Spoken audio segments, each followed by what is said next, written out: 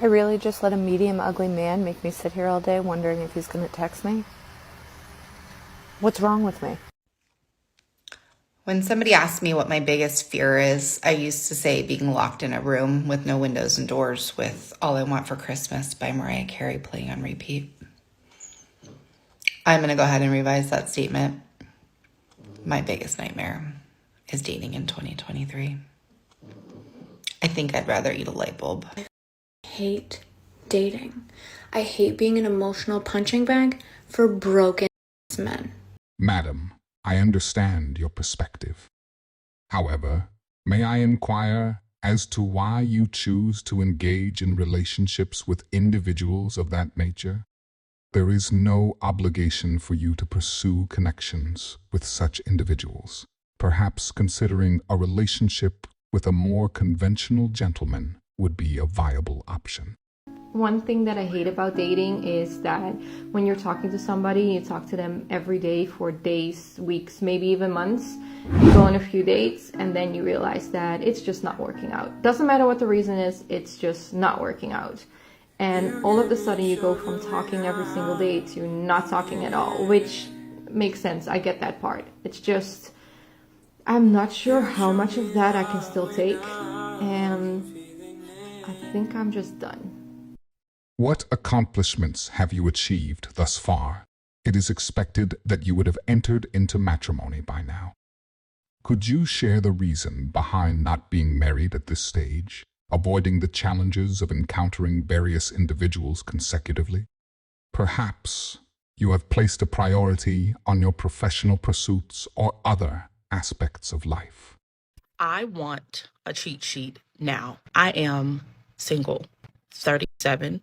Shit's looking real bleak. Like, I feel like when you get to a certain age, 35 plus, and if the things that you've been praying for, hoping for, waiting for have not happened, like God should give us a golden ticket and say, hey, this is what the rest of life is going to be like for you, just so you know, so you're not sitting around here getting excited with every interaction, meeting somebody and thinking that it's going to go the distance, and then it fucking doesn't. It is mentally and emotionally exhausting.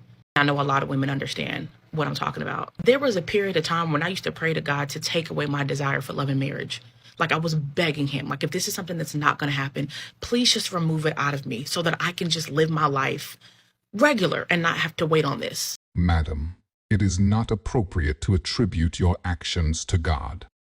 You are responsible for the decisions you have made in your own life, and it is the result of your choices that has led you to your current situation. It is important to acknowledge and take accountability for your own decisions, rather than placing blame on others.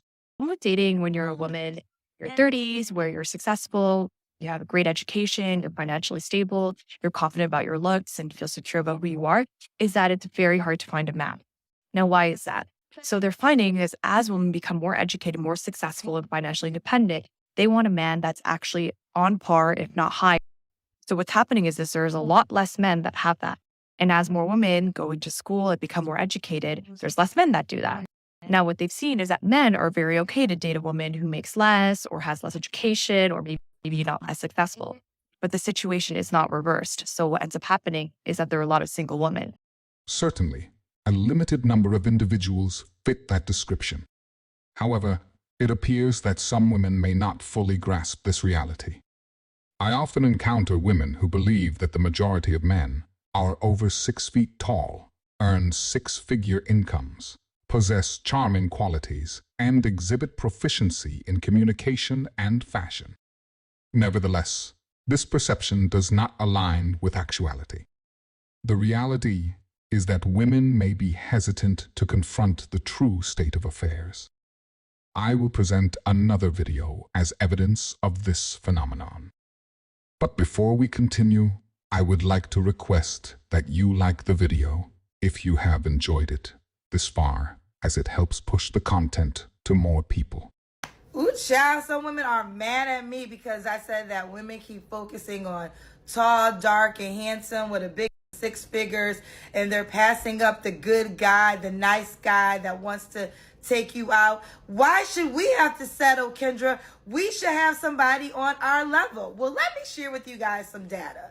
Information that I can confirm from hosting a dating show for the last 3 years. Okay, so every night I might get 100 single women who are looking for a relationship. Most of these women want committed relationships. Out of those 100 women, I may get 10 men. So let's just start right there. If I have 100 single women and 10 men, automatically every woman is not going to get a man. Yeah. Just from that right there, okay? There's not enough. Now, out of the 100 women, let's say out of those 10 men, there's only really 2 men that the 100 women really want to date. Okay, so now we have 100 women with 2 men.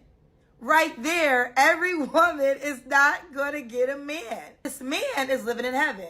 It's 2 men and 100 women want to date him. What is he going to do? He's going to pick and choose because he can. He has the options to do so. Indeed, he possesses significant leverage, which is why women may experience being ignored by individuals like Chad. If he encounters something displeasing, he is inclined to distance himself as he holds the upper hand in the situation. The whole a man will change for the right woman thing is just a bunch of bullshit. Everything's a bunch of bullshit. I'm just waiting for the rest of the world to realize this. Like, I don't get it. Nothing is black and white with these people, okay? Men, women, nothing is black and white. Everyone's always talking about if a man likes you, he'll do this. If a man doesn't like you, he'll do that. Let me tell you something. Men are out here not liking women and doing everything right just to get her and then fuck up her head. If you're confused about where you stand with this person, you stand alone. If he's not, and he hasn't made it clear that this is your man, you're single, act bad. You gotta stop being so worried about if he likes you and really be concerned about if you even like him. Is he gonna change for me? Girl, are you gonna change for him? Is he changing your status, your marital status? Then what are we really talking about here? Always do what you want so that if things don't work out, girl, at least you walked away doing what you wanted, okay? My observation is that a significant number of women, though not all, tend to perceive individuals with negative qualities or those facing challenges. There is a common inclination among many women to attempt to rehabilitate such individuals, and subsequently they express dissatisfaction on social media when their efforts prove unsuccessful, particularly in cases where they were aware of the person's unfaithful behavior.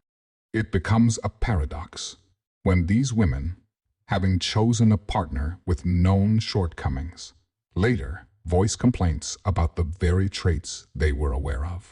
The reality, especially for men with abundant choices, is that change may occur not necessarily due to a specific person, but when they become weary of certain lifestyle aspects. While each woman may believe she is unique and can inspire change, the truth is that genuine uniqueness is rare. If everyone were deemed special, the concept of uniqueness would lose its meaning altogether. Be confident and walk like you own a crown. Rule number 2, don't avoid eye contact.